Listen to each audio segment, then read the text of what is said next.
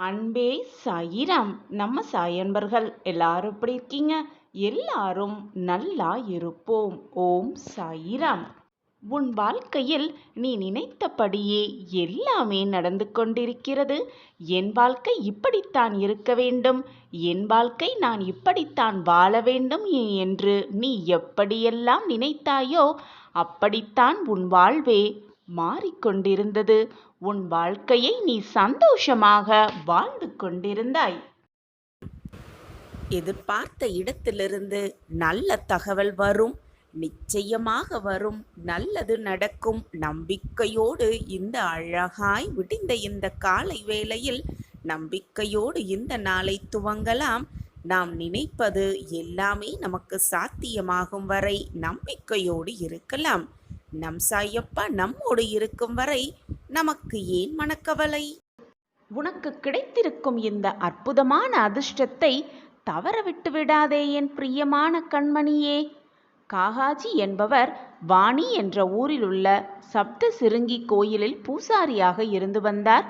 அவருடைய வாழ்வில் ஏற்பட்ட பல சோதனைகளால் மன நிம்மதி இழந்து அமைதி இல்லாமல் இருந்தாள். தனக்கு மன நிம்மதி அருளும்படி சப்த சிருங்கியிடம் மனமுருகி பிரார்த்தனையும் செய்து கொண்டார். அவரிடம் இரக்கம் கொண்ட தேவி ஒரு நாள் இரவு அவருடைய கனவில் தோன்றி பாபாவிடம் சென்று அவரை வணங்கினால் அமைதி கிட்டும் என்று கூறிவிட்டு மறைந்தும் விட்டார்களாம். அதுநாள் வரை பாபாவை பற்றி எதுவுமே அறியாத காகாஜி பாபா என்று குறிப்பிட்டது சிவபெருமான் என்று நினைத்து திரியம்பகேஸ்வருக்கு புறப்பட்டு சென்று அங்கே 10 நாட்கள் தங்கினார். எனினும் அவருக்கு மன நிம்மதி கிடைக்கவே இல்லை. இதனால் மேலும் வருத்தமடைந்த காகாஜி மீண்டும் தனது சொந்த ஊரான வாணிக்கே திரும்பி தன் தெய்வத்திடம் பிரார்த்தனை செய்தார். அவர் மேற்கருணை கொண்ட சப்த சிருங்கி தேவி மீண்டும் அவர் கனவில் தோன்றி தான் பாபா என குறிப்பிட்டது ஷீரடியில் வசிக்கும் பாபாவை தான் என்று கூறினார்களாம். காகாஜிக்கு ஷீரடிக்கு சென்று பாபாவை தரிசிப்பது எப்படி என்றே தெரியவில்லை. ஆனால் எப்படியும் ஷீரடிக்கு செல்ல வேண்டும் என்பதில் ஆர்வமாக இருந்தார். அதே தருணத்தில் ஷீரடியில் ஒரு சம்பவம் நிகழ்ந்தது. பாபாவின் தீவிர பக்தர் ஷாமா அவருடைய சகோதரர் ஒரு ஜோதிடரை பார்த்து தங்களின் குடும்ப கஷ்டங்களுக்கான காரணத்தை கேட்டார். ஜோதிடர் குல தெய்வத்துக்கு வேண்டிக் கொண்ட பிரார்த்தனையை செலுத்தாத காரணத்தால் தான் அடுக்கடுக்காக கஷ்டங்கள் வருகின்றன என்று தெரிவித்தாராம். அப்போதுதான் அவருக்கு உண்மை தெரிய வந்தது. ஷாமாவின் தாயார் ஷாமா சிறு குழந்தையாக இருந்தபோது ஏதோ ஒரு நோயினால் பாதிக்கப்பட்டாராம். அதனால் அவரது தாயார் தன் குல தெய்வமான சப்த சிருங்கியிடம் வேண்டிக் கொண்டாளாம். ஷாமாவும் குணமடைந்தார். ஆனால் அவருடைய தாய் வேண்டுதலை நிறைவேற்றவே இல்லை. சில வருடங்களுக்கு பிறகு ஒரு முறை அவரின் தாயாருக்கு மார்பில் படர் தாமரை வந்து மார்பு முழுவதும் பரவிவிட்டது. அப்போதும் அவள் தன்னுடைய படர்தாமரை மறைந்துவிட்டால் ஒரு ஜோடி வெள்ளியிலான தனங்களை செய்து சமர்ப்பித்ததாக பிரார்த்தித்து கொண்டாளாம். அந்த பிரார்த்தனையையும் அவள் நிறைவேற்றவே இல்லை. தனது இறுதி நாள்களில் மரணப்படுக்கையில் இருக்கும் பொழுது தேவிக்கு தான் செய்து கொண்ட வேண்டுதல்களை நிறைவேற்ற வேண்டும் என்று சத்தியம் வாங்கி கொண்டாளாம். காலப்போக்கில் ஷாமாவும் அதை மறந்தே விட்டாராம். ஜோதிடர் சொன்னதும் தான் அவருக்கு நினைவு வந்து தாய்க்கு அளித்த வாக்குறுதியை நிறைவேற்ற முடிவு செய்தார். அவருடைய விருப்பப்படி தேவிக்கு வேண்டுதலை நிறைவேற்ற வாணிக்கு புறப்பட்டார். அங்கே சப்த சிருங்கி ஆலயத்துக்கு சென்று வழிபட்டார். தன் தாயாரின் வேண்டுதலையும் நிறைவேற்றினார். பிறகு அங்கே பூசாரியாக இருந்த காகாஜியிடம் தன் தெய்வமான பாபாவை பற்றி கூறினார். இதை கேட்ட காகாஜியின் மனம் பரவசம் அடைந்தது. சப்த சிருங்கி பாபா என்று குறிப்பிட்டது ஷாமா சொல்லும் ஷீரடி பாபாவை தான் என்பதை புரிந்தும் கொண்டார். உடனே அவர் ஷாமாவுடன் ஷீரடிக்கு புறப்பட்டு சென்றாராம். அங்கே சென்று நம் சாயிநாதரை மனம் குளிர தரிசித்தார். பாபாவை தரிசித்தவுடன் அமைதியில்லாமல் இருந்த அவரின் மனம் உடனே அமைதியடைந்தது. அவர் பாபாவிடம் எதுவுமே பேசவில்லை. பாபாவும் அவரிடம் ஒரு வார்த்தையும் பேசவே இல்லை. அவரை தரிசித்த அந்த நொடியிலேயே காகாஜிக்கு ஒருவித பரவச நிலையை உணர்ந்தார். அந்த நொடியில் அவருக்கு ஏற்பட்ட மகிழ்ச்சிக்கு அளவே இல்லை. அவர் தாம் தினமும் வழிபட்ட சப்தசிருங்கி தேவிக்கு மனதார நன்றி கூறிவிட்டு அன்று முதல் அப்பாவின் தீவிர பக்தராகவே வாழ்ந்தார். நம் சாயிநாதர் தன் பக்தர்களுக்கு தரிசனம் கொடுக்க திருவுள்ளம் கொள்கிறாரோ அப்போதே தன் பக்தர் எங்கிருந்தாலும் அவரை தன்னிடம் அழைத்து கொண்டு அவர்களுக்கு அருள் புரிவார். நிச்சயமாக அருள் புரிவார். இது வெறும் ஆறுதல் வார்த்தையல்ல, உண்மையான சத்திய வாக்கு. உன்னுடைய மன போராட்டத்திற்கான இறுதி நாள் இன்று. இன்ப அதிர்ச்சி உன்னை தேடி வரப்போகிறது. உன் மனதிற்கு பிடித்தமான உறவு, எதற்காக இது நாள் வரை ஏக்கத்தோடும் கண்ணீரோடும் காத்திருந்தாயோ, உன் மனதிற்கு நெருக்கமான ஒரு உறவு உன் வீடு தேடி வரப்போகிறது. இதை நம்பிக்கையோடு முழுவதுமாக கேட்டுப்பார். உனக்கே புரியும் அர்த்தம் என்னவென்று.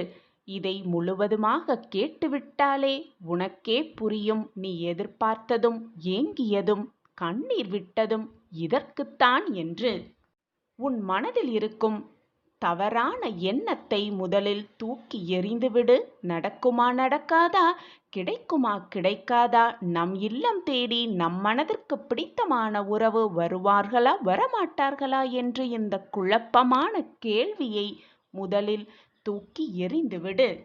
உனக்குள் நானும் எனக்குள் நீயும் இருக்கும் பொழுது உன்னுடைய இந்த எண்ணமே தவறாததுதானே. இந்த வார்த்தைகளை உன் மனதில் ஆழமாக பதிய வைத்துக்கொள். நான் எப்பொழுதும் உன்னுடன் தான் இருக்கிறேன். உன் வாழ்க்கைக்கு என்ன தேவை, எதை கொடுத்தால் நீ மகிழ்வாய், ஆனால் நான் கொடுப்பது நிரந்தரமாக இருக்கும்படிதான் நான் பார்த்து கொள்வேன். உனக்கான நல்லதை, உன் மனதிற்கு பிடித்தமான அந்த நல்லதை உனக்கு செய்து கொடுக்காமல், உனக்கு நிறைவேற்றி கொடுக்காமல் நான் உன்னை விலக மாட்டேன். உனக்கு நிறைவேற்றி கொடுத்தவுடன் நான் உன்னை விட்டு விலகுவேன் என்றில்லை. எப்பொழுதும் எல்லா நொடியும் எல்லா நேரமும் நான் உன்னுடன் தான் இருக்கிறேன். உன் கஷ்டத்திலையும் நான் பங்கு எடுத்துக் கொள்கிறேன். உன் வேதனைகளை என்னிடம் கொட்டிவிடு. அனைத்தையும் நான் சுமக்கிறேன். நீ சந்தோஷமாக இருக்கும் சமயத்தில் நீ சந்தோஷப்படுவதை பார்த்து நானும் சந்தோஷப்பட்டு கொண்டுதான் இருப்பேன். இதை மீண்டும் மீண்டும் நான் உனக்கு பல முறை உச்சரித்து கொண்டே இருக்கிறேன், வாக்கு கொடுத்து கொண்டே இருக்கிறேன். ஆனால் ஏனோ உன் மனம் போராட்டத்தினால் அதை உன்னால் ஏற்றுக்கொள்ள முடியாமல் மனம் தவியாய் தவித்து கொண்டிருக்கிறது. உன்னுடைய சூழ்நிலைகளிலும் உன்னை சுற்றி நடக்கும் உன் போராட்டங்களையும் உன் வேதனையான மனசையும் மட்டுமே நினைத்து கொண்டு அதை பற்றி மட்டுமே சிந்தனையை செய்து கொண்டு இருப்பதால் நான் உனக்கு கூறுவதை உன்னால் ஏற்றுக்கொள்ளவும் முடியவில்லை. அதை புரிந்து கொண்டு நிம்மதியாக இருக்கவும் முடியவில்லை. உன் சாயப்பா உனக்காக இருக்கிறேன் என்பதை முழுவதுமாக மறந்துவிட்டு கண்ணீர் வடித்து கொண்டு ஏக்கத்தோடு வழிமேல் விழி வைத்து காத்து கொண்டிருக்கிறாய். உன் மனதிற்கு பிடித்தமான உறவு மனம் திருந்தி மீண்டும் உன்னை தேடி வரும் நேரமெல்லாம் வந்துவிட்டது. இனி உன் வாழ்வு பிரகாசமாக உன் மனதிற்கு பிடித்தமான வாழ்க்கையை நீ வாழப் போகிறாய். இது சர்வ நிச்சயமாக உன் வாழ்வில் நடக்கும். இதுவரை உன் வாழ்வில் நடந்தது, நீ அனுபவித்த வேதனை கஷ்டங்கள் எல்லாமே பூர்வ ஜென்ம பாவத்தின் புண்ணிய கணக்குப்படிதான் எல்லாம் நடந்து கொண்டிருந்தது. உன் கர்மாக்களை நான் ஏற்றுக்கொண்டு விட்டேன். அதற்கான வலிமைகளையும் குறைத்து விட்டேன். இனி உன் வாழ்வில் நீ நினைப்பதற்கு மேலாகவே உன் வாழ்க்கையில் நல்லதை நடத்தி கொடுக்க நான் முடிவெடுத்து விட்டேன். உன்னுடைய பிரச்சனைகள் எல்லாம் இப்பொழுது முள் போல் குத்துவது போல இருக்கலாம், உனக்கு தோன்றவும் செய்யலாம். ஆனால் அந்த முட்களெல்லாம் மலராக மாறும் நேரம் வெகு தொலைவில் இல்லை. நான் அந்த மாற்றத்தை உன் வாழ்வில் நிகழ்த்துவேன், நிகழ்த்தியே தீருவேன். நீ படிகளில் ஏறும் பொழுது உன்னுடைய கால்களின் வேகத்தை பார். அதே போல படி இறங்கும் பொழுதும் உன்னுடைய கால்களின் வேகத்தை பார். இரண்டும் ஒரே நிலையில்தான் இருக்கும். ஆனால் நீ எடுத்து வைக்கும் அடியில் மேலும் கீழும் வித்தியாசம் இருக்கத்தான் செய்கிறது. அதைப்போல உன் வாழ்வில் நீ மேலோங்கிய நேரத்தில் எல்லாம் உனக்கு உயர்வாகவே இருக்கும். அதேபோல மேலோங்கிய வாழ்வு கீழே வரத்தான் செய்யும். கீழே இறங்கிய வாழ்வு மேலே போகத்தான் செய்யும். இதுதான் வாழ்க்கையின் நியதி. வாழ்க்கையில் கஷ்டமும் இன்பமும் சோதனையும் மகிழ்ச்சியும் எல்லாம் மாறி மாறி கொண்டுதான் இருக்கும். ஒரே நிலையாக எதுவுமே இருந்து விடாது, இருக்கவும் முடியாது. இதுதான் வாழ்க்கை. இப்பொழுது நீ கஷ்ட காலத்தில் அடியெடுத்து இருக்கிறாய், வாழ்ந்து கொண்டிருக்கிறாய். உன்னுடைய கஷ்டகாலம் முடிந்ததும் உனக்கான சந்தோஷம், மகிழ்ச்சி, ஆனந்த காலம் ஆரம்பமாகும். அந்த மாற்றத்தை உனக்காகவே நான் நிகழ்த்துவேன். நான் எப்பொழுதும் வாக்கு மீறமாட்டேன். உன் வாழ்க்கையில் அதி அற்புதமான ஒரு நிகழ்வு நிகழப்போகிறது. அதை பார்த்து நீ அதிசயித்து நிற்கத்தான் போகிறாய். குழந்தையே, என்னை சர்வசாதாரணமாக நினைத்து விடாதே. இனி உன் வாழ்வில் ஏமாற்றம் என்ற பேச்சிற்கே இடம் கிடையாது. இதோ உன் சாம்ராஜ்யத்திற்கான வழி என் கையில் உள்ளது. பெற்றுக்கொள். வாய்ப்பு வரும்பொழுது அதை சாதுரியமாக பயன்படுத்திக்கொள். உன் வேதனையை தீர்க்கவே உன் சாயப்பா வந்திருக்கிறேன். நீ நினைத்தது அப்படியே நடக்கும். நீ கேட்டது எல்லாம் கிடைக்கும். நீ ஆசைப்பட்டது எல்லாமே நிறைவேறும். இது உன் சாயப்பாவின் சத்திய வாக்குதான். கண்மணியே, உன்னை மகிழ்விப்பதற்காக எந்த அவதாரம் வேண்டுமானாலும் எடுத்து உன்னை காப்பேன் உன் சாயிநாதர். காரணமே இல்லாமல் எதுவுமே நடக்காது. நடக்கும் அனைத்திற்கும் ஒரு காரண காரியம் இருக்கிறது. உன் வாழ்வில் நல்லது நடக்கப் போகிறது என்பதை தீர்க்கமாக நம்பு. நம்பிக்கையோடு இருக்கும் எந்த ஒரு நிகழ்வும் வீண் போகாது. உன் கஷ்டங்களுக்கான கடைசி நாளாக இன்று இருக்கிறது என்பதை நம்பு. நம்பிக்கைதான் வாழ்க்கை. இது உன் சாயப்பா உனக்காகவே செய்து கொடுக்கும் சத்திய வாக்கேதான். என் அன்பு பிள்ளையே, உன்னை அலட்சியமாக நினைப்பவர்களை விட்டு துணிந்து விலகிவிடு. உன்னை பொக்கிஷமாக நினைப்பவர்கள் இருப்பவர்களுடன் இணைந்து உன் பயணத்தை துவங்கு.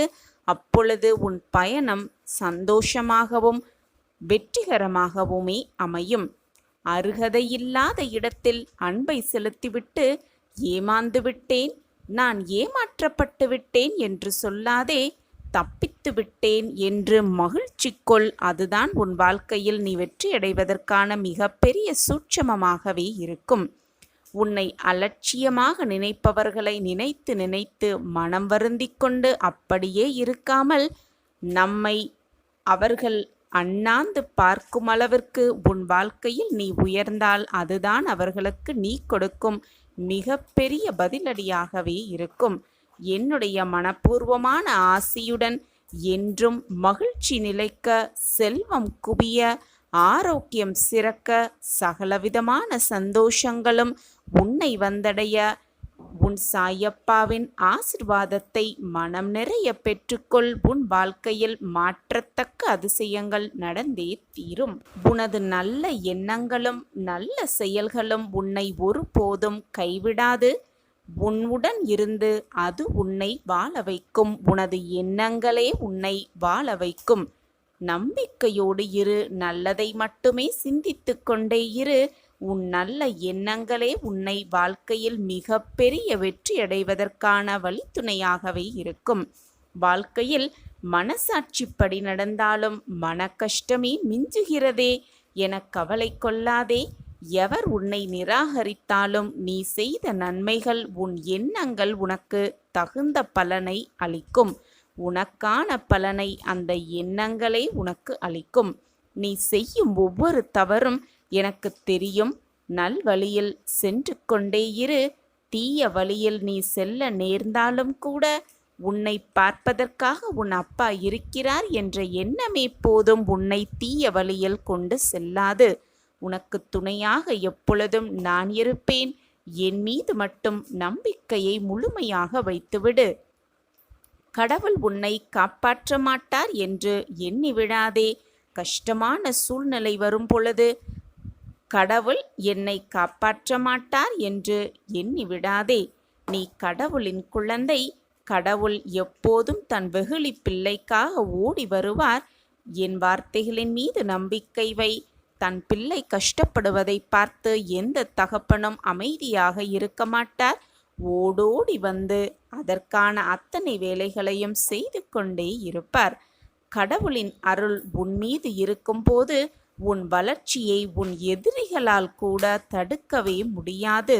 அனைத்தையும் வெற்றிகரமாக நடத்த உன் சாயப்பா உன்னோடு இருக்கிறேன் என்பதை எந்த நொடியும் மறந்து விடாதே.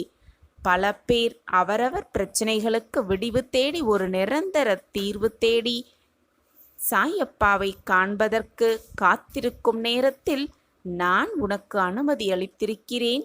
ஏன் தெரியுமா? பல மைல்களுக்கு அப்பாலிருந்து உன்னை அழைத்து வந்திருக்கிறேன். உன்னை அழைத்து வந்ததே நான் தான். சந்தோஷமாகவே இதை முழுவதுமாக கேள். இதுவரை நீ தொலைத்த சந்தோஷம் அனைத்தையும் திரும்ப மீட்டெடுக்கப் போகிறாய். இன்று உன் வாழ்வில் அதற்கான ஒரு நல்லது நடந்தே தீரும். என்னுடைய அனுமதி இல்லாமல் யாரும் என்னை காணவும் முடியாது, என்னை தேடி வரவும் முடியாது. அதேபோல் என்னுடைய அனுமதி இல்லாமல் நான் யாரையும் தேடி செல்லவும் மாட்டேன். நான் தேடி கண்டுபிடித்த பொக்கிஷம் நீ. உன்னுடைய நல்ல எண்ணங்களும் நல்ல செயல்களும் எனக்கு தெரியாமல் இல்லை. உன்னுடைய உயர்ந்த குணமும் எனக்கு புரியாமல் இல்லை. நீ புண்ணியம் செய்த பாக்கியசாலி. அதனால்தான் உன் மனம் வேதனையாக இருக்கும் சமயத்தில் நீ என்னை தேடி வந்தாய். நானும் உன்னுடைய வேதனையை தீர்க்க உன்னை தேடி வந்திருக்கிறேன். தொலைந்த கஷ்டத்தையெல்லாம் மீட்டெடுத்து தரப்போகிறேன். இது நாள் வரை நீ இழந்தது அனைத்தையும் ஆனந்தமாக பெறப்போகிறாய். உன் ஆசைகள் அனைத்தும் உனக்கு ஈடேறப் போகிறது. அதற்கான அறிகுறி இன்றே உனக்கு தெரியும். மகிழ்ச்சியாக இரு. எது நடந்தாலும் உன் புன்னகையை மட்டும் உன் முகத்தில் வைத்து கொண்டே இரு. வானமே இடிந்து உன் தலையில் விழும் சூழ்நிலை வந்தாலும் அமைதியாக இரு. எனக்கு நடப்பது அனைத்தும் நன்மையாகத்தான் இருக்கும் என்பதை முழுமையாக நம்பு. உன் நம்பிக்கையே உன் வாழ்க்கையை காப்பாற்றும். இதோ நீ செய்த புண்ணியத்தின் பலனாக நான் உன்னை தேடி உன் இருப்பிடம் நோக்கி, நீ இருக்கும் திசை நோக்கி உன்னிடமே நிரந்தரமாக இருக்கவே வந்திருக்கிறேன். உன் தொலைந்த கஷ்டத்தை அனைத்தையும் மீட்டெடுத்து மீண்டும் உன்னிடம் சேர்க்கப் போகிறேன். இப்பொழுதெல்லாம் நீ எனக்கு யாருமே இல்லை, கவலை என்று வந்துவிட்டால் பகிர்ந்து கொள்ளக்கூட யாருமே இல்லை, ஆறுதல் வார்த்தைகள் கூட சொல்லக்கூட எனக்கு எவருமே இல்லை என்று தனிமையில் உட்கார்ந்து புலம்பிக் கொண்டும் மனவேதனையோடு குழம்பிக் கொண்டும் இருக்கிறாய். நீ மட்டும் வேதனைப்படவில்லை என் பிள்ளையே. உன்னோடு சேர்ந்து உன்னை சுற்றி இருப்பவர்களையும் வேதனைக்கு ஆளாக்கி கொண்டிருக்கிறாய். உனக்கு இருக்கும் கஷ்டமும் துன்பமும் நிரந்தரமானது கிடையாது. எப்பொழுதுமே என்னால் முடியும், அனைத்தையும் நான் பார்த்து கொள்வேன் என்ற தன்னம்பிக்கை வார்த்தைகளை உன் மனதிற்குள் சொல்லிக்கொண்டே இருந்தால் போதும். எனக்காக யாருமே இல்லையே என்ற கேள்வியே உன் மனதில் எழாது. உன்னைப் போல் இந்த உலகத்தில் இருக்கும் மற்றவர்களும் துன்பத்தை அனுபவித்து கொண்டுதான் இருக்கிறார்கள். அவரவர் செய்த கர்ம வினைகளின்படி அவரவர் இன்பத் துன்பத்தை அனுபவித்துதான் ஆக வேண்டும். அவரவர் கர்மாவை அவரவர் கழித்தேதான் ஆக வேண்டும். அவர்களுக்கு என்று தனித்தனி வாழ்க்கை இருக்கிறது. அதை விடுத்துவிட்டு உன்னுடைய சோகத்தை பகிர்ந்து கொள்ள, உனக்கு ஆறுதல் வார்த்தைகள் கூற மற்றவர்களால் எப்படி முடியும் என்று நீ நினைக்கிறாய்? உனக்குத்தான் நான் இருக்கிறேனே. எதுவாக இருந்தாலும் என்னிடம் வந்து அனைத்தையும் கொட்டிவிடு. உனக்கு தேவையான அனைத்தையும் தேவையான தருணத்தில் நான் பார்த்து கொள்கிறேன். நான் உன்னோடு இருக்கும் பொழுது எதற்குமே கவலைப்பட வேண்டிய அவசியமே இல்லை. நான் இருக்கிறேன் அனைத்திற்கும் சாட்சியாக. என்மேல் முழுமையாக நம்பிக்கை வைத்திருக்கும் யாருக்கும் வாழ்க்கையில் அற்புதமும் அதிசயமும் நிச்சயமாக நிகழும். நீ என் பொக்கிஷமான குழந்தை.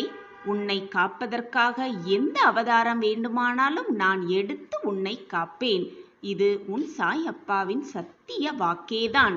தடுக்கி விழும் சமயத்தில் நான் உன்னை வீழ விடமாட்டேன். ஏதாவது ரூபத்தில் ஏதாவது ஒரு உதவி செய்து உன்னை நிச்சயமாக காப்பேன். உன்னை வெற்றியடைய செய்வேன். பசி அடங்கிய பின் கிடைக்கும் உணவும், மனம் வெறுமையற்று கிடைக்கும் பொழுது இருக்கும் பொழுது கிடைக்கும் அன்பும் பயனை தரவே தராது. ஏதாவது தவறு செய்துவிட்டு அந்த குற்றத்தை நினைத்து நினைத்து வருந்தும் பொழுதுதான் ஒரு மனிதன் மனிதனாக அவதாரம் எடுக்கிறான். அந்த மனிதனின் மனத்தை பற்றியும் புரிந்து கொள்ள அவனால் முடிகிறது. ஏதாவது தவறு செய்தால் நம் மனசாட்சி என்னும் குற்ற உணர்வே நம்மை கொன்றுவிடும் என்ற பயம் எல்லோரிடமும் இருந்தால் யாருமே குற்றம் செய்ய நினைக்கக்கூட மாட்டார்கள். கடவுளால் அவர்களின் வாழ்க்கை நிச்சயமாக நிறைவடையும். உன் அப்பாவாக அம்மாவாக அனைத்துமாக எப்பொழுதும் உன் சாயிநாதர் உனக்கு துணையிருப்பேன். நீ தடுக்கி விழும் சமயத்தில் உன்னை தூக்கிவிடும் தோழனாக, உன் தாயாக தகப்பனாக அனைத்துமாக நான் இருக்கும் பொழுது நீ தவறான பாதையில் எப்படி செல்வாய்? உரிமையில்லாத உறவும், உண்மையில்லாத அன்பும், நேர்மையில்லாத நட்பும், அது மட்டும் அல்லாமல் நம்பிக்கை இல்லாத வாழ்க்கையும் எப்பொழுதுமே நிரந்தரமே இல்லை என் குழந்தையே. இதை முழுவதுமாக நன்றாக புரிந்து கொண்டு உன் வாழ்க்கையில் செயல்படு. ஆனால் என் குழந்தையே, நான் பல முறை பல தடவை பல வாக்கு சொல்லி இருக்கிறேன். அனைத்தையும் நீ கேட்கவில்லை. உன் மன வேதனையில் தவித்து கொண்டிருக்கும் பொழுது உன்னால் என் வார்த்தைகளை ஏற்றுக்கொள்ளவும் முடியவில்லை, புரிந்து கொள்ளவும் முடியவில்லை. அலட்சியம் செய்து கொண்டே இருந்தாய். கண்மணியே, இப்பொழுது கேள். நம்பிக்கையோடு கேள். முழுவதுமாக கேள். போனது போகட்டும். இது நாள் வரை நடந்ததெல்லாம் நடக்கட்டும். முடிந்தது முடிந்தவையாகவே இருக்கட்டும். இந்த வாக்கை, இந்த பதிவை முழுவதுமாக கேள். நிச்சயமாக உன் வாழ்க்கை பிரகாசமாகும். சாய் சங்கல்பத்திற்கு உன் மனதிலும் உன் வாழ்க்கையிலும் இடம் உண்டுதானே? நீ நான் கண்டெடுத்த பொக்கிஷம். உன் வாழ்வில் உன் சாயப்பாவிற்கு இடம் உண்டு. உன் மனதிலும் உன் சாயப்பாவிற்கு இடம் உண்டு என்பது எனக்கு நிச்சயமாக தெரியும் என் பிள்ளையே. பாசம் வைத்து வைத்து ஏமாற்றப்பட்டு கொண்டே இருக்கிறோமே, நம்பி நம்பி ஏமாற்றப்பட்டு கொண்டே இருக்கிறோமே என்று வேதனைப்படாதே. உனக்கு நல்ல நிகழ்வுகள் நிகழும். நல்ல மாற்றங்கள் உன் வாழ்க்கையில் நிகழும் என்ற நம்பிக்கையோடு இரு. அனைத்திற்கும் உன் சாயப்பா தான் சாட்சி. உனக்கு பரிவு காட்ட, உன் மீது பாசத்தை பொழிய, உன் மீது அன்பு செலுத்த யாருமே இல்லாமல் தவிப்பது போல உணர்கிறாய். உனக்கு ஆறுதல் சொல்லவும் ஆளே இல்லை. மன இறுக்கத்தால் பிதற்றிக் கொண்டிருக்கிறாய். உன்னை நினைத்து, உன் வாழ்க்கையை நினைத்து, உன் போராட்டத்தை நினைத்து நீயே கண்ணீர் சிந்திக்கொண்டே இருக்கிறாய். இதையெல்லாம் சமாளித்து நாம் வென்றுவிடலாம் என்று ஒரு முறை உன் மனதிற்குள் நினைக்கிறாய். அதே சமயம் வேறு விதமாகவும் எண்ணுகிறாய். இந்த பிரச்சனையிலிருந்து எப்படி வெளிவருவோம், இதை எப்படி சமாளிப்போம் என்று அப்படியே சோர்ந்து உட்கார்ந்தும் விடுகிறாய். நிம்மதி என்ற வார்த்தை கூட மறந்து போய்விடும் அளவிற்கு பல இன்னல்கள், பல பிரச்சனைகள், பல சோதனைகளை சந்தித்து விட்டாய். போதும் என் குழந்தையே. உன் மனதை போட்டு குழப்பிக் கொண்டிருப்பதும் கண்ணீர் சிந்துவதையும் முதலில் நிறுத்திவிடு. கண்ணீரை முதலில் துடைத்துக்கொள். போ, எழுந்து போ. முகத்தை அலம்பிவிட்டு வா. உன்னை சுற்றி இருப்பவர்கள், உன்னுடைய உற்றார் உறவினர்கள் எல்லாருமே எனக்கு துரோகம் இழைக்கிறார்கள் என்று வருந்தாதே. அதிலிருந்து எப்படி மீண்டு வருவது, அதை எப்படி எதிர்கொள்வது என்பதை நிதானமாக உட்கார்ந்து யோசி. பாசமே என்ன என்று தெரியாத இவர்களுக்காகவா நீ இவ்வளவு வருத்தப்படுகிறாய், வேதனைப்படுகிறாய்? நீ கவலையே படாதே. உன் மனதை காயப்படுத்திய விஷயங்களையெல்லாம் மறந்துவிட்டு உன் லட்சியத்தை எப்படி எட்டி பிடிக்கலாம் என்பதை மட்டுமே உன் கவனத்தை செலுத்து. வாழ்க்கையை எப்படி வெல்லலாம் என்பதில் உன்னுடைய முழு கவனத்தையும் செலுத்து. நீ வெற்றியடைவதற்கான வழியை நான் காட்டுகிறேன். பிரகாசமாக, மிக பிரகாசமாகவே. வாழ்க்கையில் வெற்றியடைய வேண்டுமென்றால் தேவையற்ற பேச்சுகளையும் தேவையற்ற எண்ணங்களையும் அறவே ஒழித்துவிட்டு எப்படி வெல்லலாம், எப்படி வாழ்க்கையில் ஜெயிக்கலாம் என்ற சிந்தனையை மட்டுமே மனதிற்குள் இருத்திக் கொள்ள வேண்டும். முடிந்ததை பற்றி நினைத்து கொண்டு நோகடித்து கொண்டு வேதனைப்பட்டு கொண்டிருப்பதால் எதையுமே சாதிக்கவே முடியாது. வரப்போவதை நினைத்து பயந்து கொண்டிருப்பதாலும் எதையுமே வெற்றியை பார்க்கவே முடியாது. இப்பொழுது இந்த நொடி எவ்வளவு சாதிக்கலாம் என்பதை மட்டுமே உன் மனதில் நிறுத்திக்கொள். அப்பொழுதுதான் வெற்றி கனியை மிக சுலபமாக பறித்துவிட முடியும். அதை உன் சாயப்பாவோடு சேர்ந்து உன்னால் ருசிக்கவும் முடியும். நீ எடுத்து வைக்கும் ஒவ்வொரு அடியிலும் உனக்கு துணையாக, பக்க பலமாக எப்பொழுதும் உன் சாயப்பா வந்து கொண்டே இருக்கிறேன், வந்து கொண்டே இருப்பேன் என்பதை ஒரு நிமிடம், ஒரு நொடி கூட மறந்து விடாதே. நீ துன்பத்தில் வாழ்ந்தாலும் உன் அருகில் நான் இருப்பேன். நீ இன்பத்தில் திளைத்திருந்தாலும் உன் பக்கத்தில் நான் இருப்பேன். நீ துன்பத்தில் வேதனைப்படும் பொழுது உன் வேதனைக்கான மருந்தாக உன் சாயப்பா இருப்பேன் என் குழந்தையே. இதுதான் விதியின் விளையாட்டு. உன் வாழ்க்கையில் நடக்கும் அனைத்துமே ஏற்கனவே முடிவு செய்யப்பட்டதுதான். நல்லதோ கெட்டதோ நீ சந்திக்கும் எந்த ஒரு நிகழ்வும், நீ சந்திக்கும் உன் வாழ்க்கையில் எந்த ஒரு நபராக இருந்தாலும் ஏற்கனவே விதிக்கப்பட்டதுதான். இந்த விதியின் விளையாட்டையும் உன் வாழ்க்கையில் நடக்கும் சதியையும் நீ புரிந்து கொண்டால் மட்டுமே இந்த விளையாட்டில், விதி என்னும் விளையாட்டில் சதி என்னும் சிக்கல்களிலிருந்து நீ மீண்டு விடலாம். இதோ என்னுடைய பிள்ளைக்கு விதியின் விளையாட்டையும் சதியிலிருந்து எப்படி மீள்வது என்பதை புரிய வைப்பதற்குமாக உன் அப்பாவாக நான் உன்னை தேடி வந்திருக்கிறேன். நீ என்னிடம் எப்பொழுதுமே கேட்கும் ஒரே கேள்வி, ஏன், எதற்காக நடக்கிறது, எப்படி இதுவெல்லாம் என் வாழ்வில் நடக்கிறது என்ற கேள்வியை தேவை ஏற்படும் பொழுது கேட்க வேண்டும். நீயும் அதைதான் என்னிடம் கேட்டிருக்கிறாய். அப்படி கேட்க தவறினால் வாழ்க்கையே தவறிவிடும் பிள்ளையே. பூர்வ புண்ணிய கணக்குப்படிதான் எல்லாம் உன் வாழ்வில் இப்பொழுது நடந்து கொண்டிருக்கிறது. அனைத்திற்குமே ஒரு காரண காரியம் இருக்கத்தான் செய்கிறது.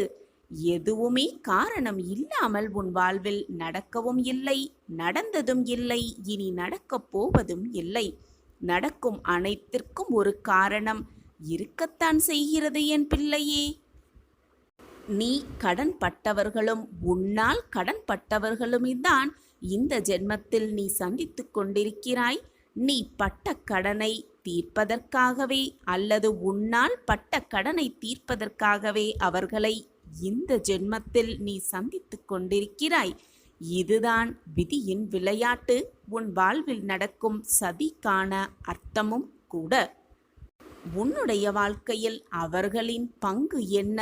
எத்தனை நாட்கள் தான் நீ அவர்களோடு பயணம் செய்ய வேண்டும்? உன் வாழ்க்கையில் இப்படி சதியோடு எத்தனை நாட்கள் தான் போராடிக்கொண்டே இருக்க வேண்டும் என்பது அனைத்துமே ஏற்கனவே தீர்மானிக்கப்பட்டதுதான், ஏற்கனவே முடிவு செய்யப்பட்டதுதான்.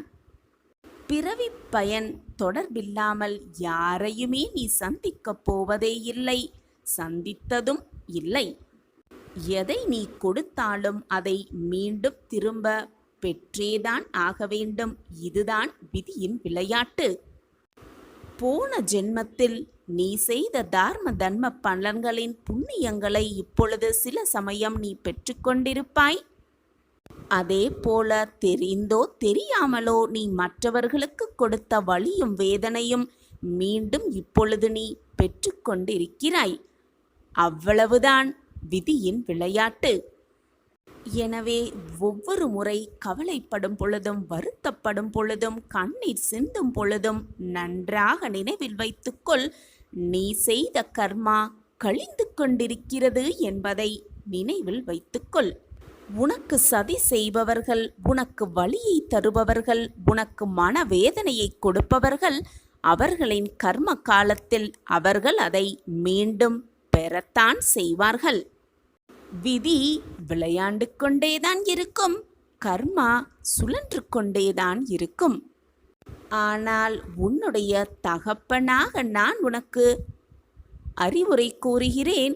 உனக்கான கஷ்ட காலத்தில் யாரையுமே நிந்தித்து விடாதே, யார் மனதையும் காயப்படுத்த எண்ணி விடாதே.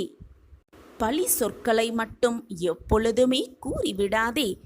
எத்தனைதான் கஷ்டங்கள் வந்தாலும், எத்தனைதான் கஷ்டத்தோடு வாழ்ந்து கொண்டிருந்தாலும் என்னுடைய கர்மா கழிந்து கொண்டிருக்கிறது என்பதை அப்படியே மனதில் நினைவில் வைத்துக்கொண்டு வரும் கஷ்டத்தை அப்படியே ஏற்றுக்கொண்டு வாழ பழகிக்கொள்.